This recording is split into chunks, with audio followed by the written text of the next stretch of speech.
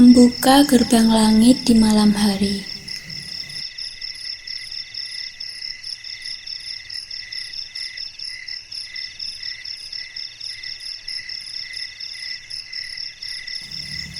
Tidak banyak orang yang mampu membuka gerbang langit dan mengetuk pintu kemuliaan Allah di malam hari. Jika engkau bangun malam dengan hati jernih, jiwa raga suci dari hadas, lalu merapat ke pintunya, maka dirimu termasuk sebagian dari yang sedikit. Dan yang sedikit itulah yang beruntung. Yang sedikit itulah yang di depan untuk memimpin yang lain.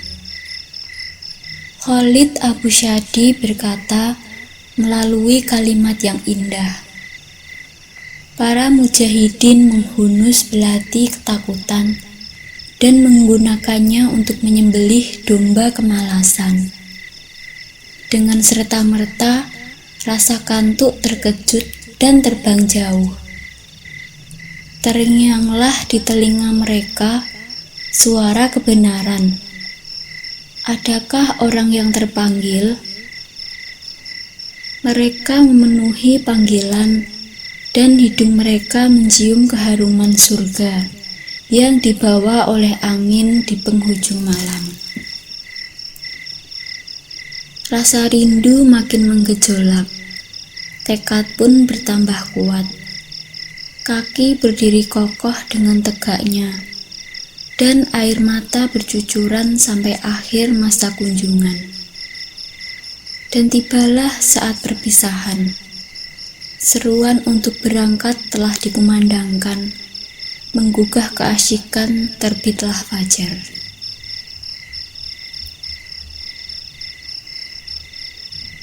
Khalid Abu Syadi menyamakan orang yang bangun malam dengan seorang mujahidin, yaitu pejuang di jalan Allah.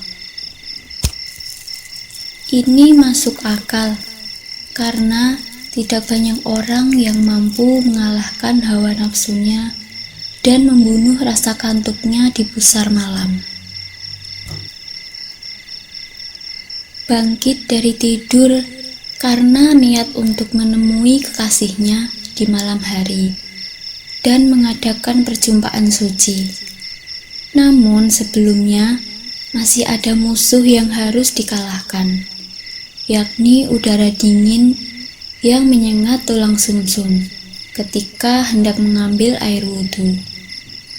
Tetapi bagi orang yang sudah tergila-gila ingin berjumpa dengan kekasihnya, apapun penghalang dan rintangan akan dihadapi serta dikalahkannya.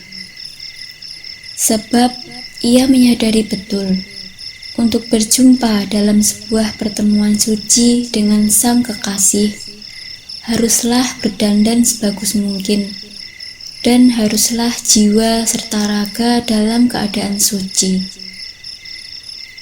Seseorang ini mengambil wudhu sebagai bentuk mensucikan jiwa dan raga.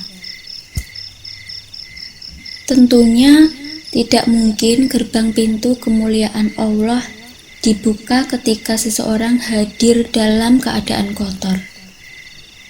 Sama halnya jika engkau hendak menghadap sang raja dengan baju kotor, berbau, dan berpenampilan dekil, jauh sebelum mendekat ke pintu gerbang kerajaan, sudah ditolak oleh penjaganya. Maka pasti engkau tidak akan bisa memenuhi keinginanmu untuk menghadap sang raja yang kau rindukan. Tapi, jika engkau berdandan rapi dan tampak sopan, penjaga gerbang akan mempersilahkan masuk. Engkau bertemu raja dan berbicara dengannya. Jika raja itu bijak dan berkasih sayang, apa yang kau minta akan dikabulkannya. Maka pikirkanlah, raja yang akan kau hadapi di keheningan malam adalah raja dari segala raja yang memiliki sifat maha kasih dan maha sayang kepadamu. Menangislah di hadapannya dengan segala penyesalan atas dosamu. Kemudian, ajukanlah permohonanmu dengan sopan, niscaya Dia akan mengabulkan hajatmu. Selama hidup Rasulullah tidak pernah melewatkan tahajud. Qiyamul Lail adalah sholat malam. Di antara sekian banyak sholat malam, sesungguhnya yang paling utama adalah sholat tahajud. Dikatakan bahwa sholat tahajud itu kedudukannya setelah sholat wajib 5 waktu.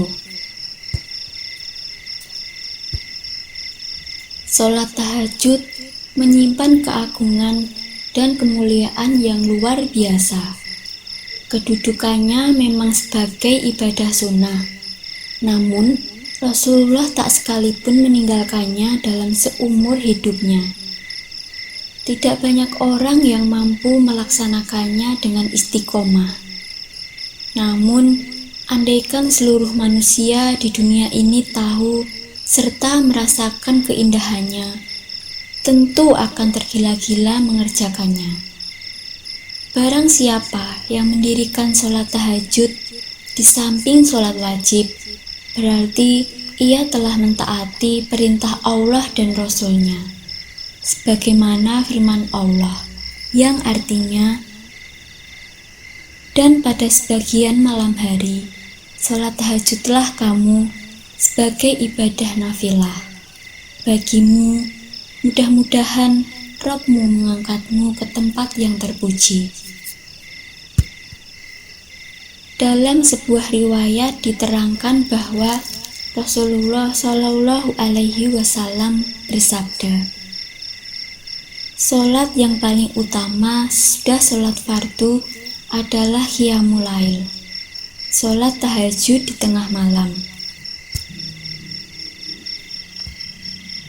Para ulama salaf juga mengikuti jejak Rasulullah Shallallahu Alaihi Wasallam. Mereka melakukan sholat tahajud secara istiqomah. Begitulah kebiasaan orang-orang salih dan calon penghuni surga. Sebab mereka benar-benar yakin terhadap firman Allah Subhanahu wa Ta'ala. Sesungguhnya orang-orang yang bertakwa itu berada dalam taman-taman surga dan di mata-mata air, sambil mengambil apa yang diberikan oleh Rabb mereka.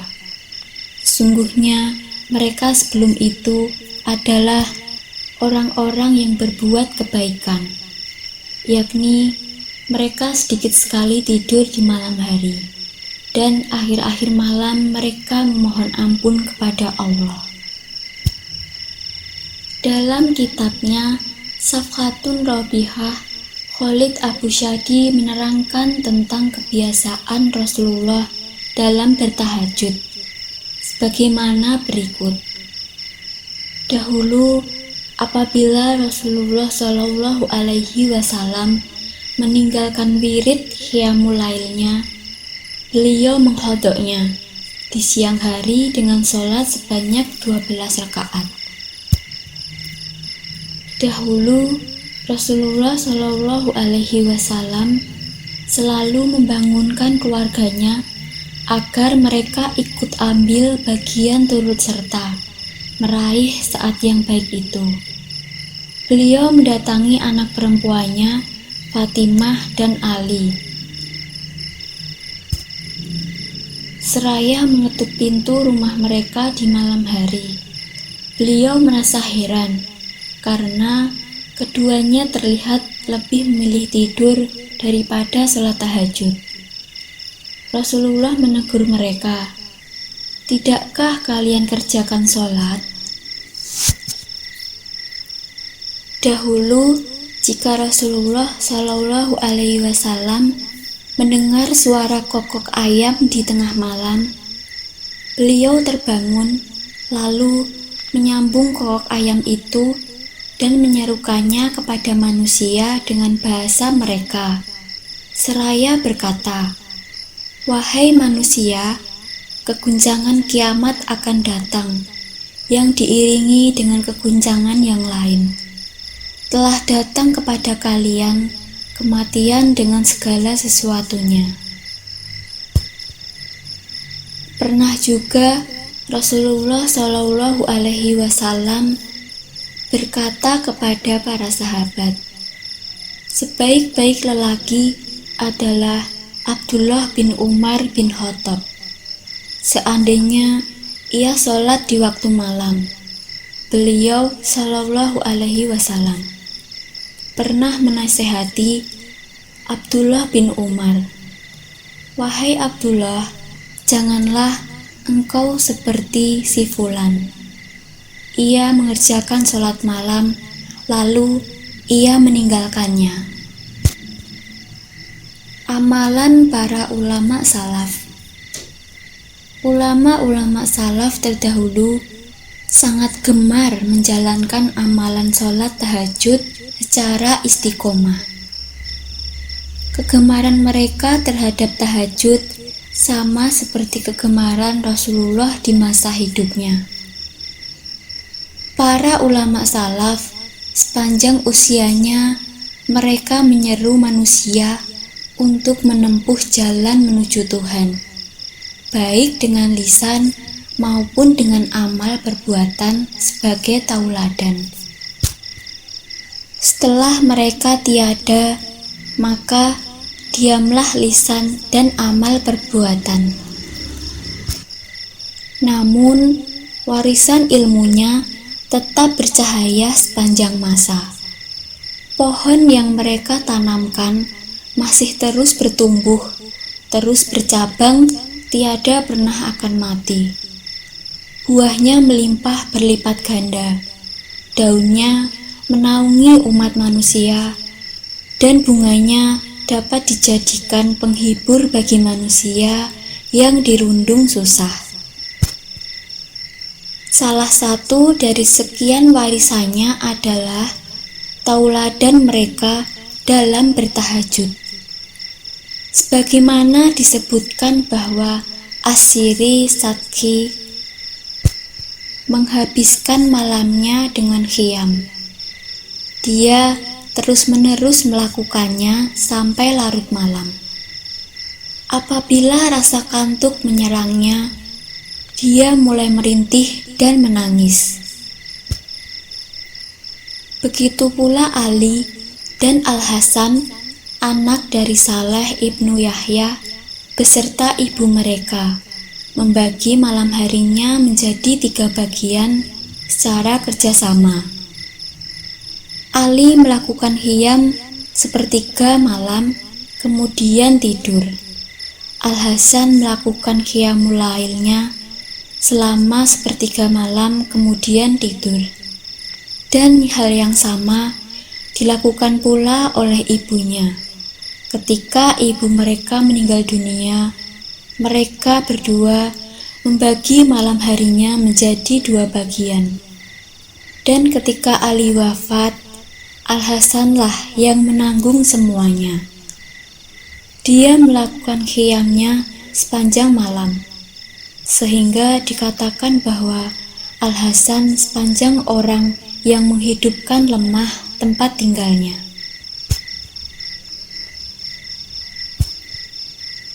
Diceritakan pula bahwa ketika anak perempuan tetangganya Mansur ibnu Mu'tami bertanya kepada ayahnya, "Wahai ayah, di manakah tonggak kayu yang tadinya berdiri tegak di atap rumah Mansur?"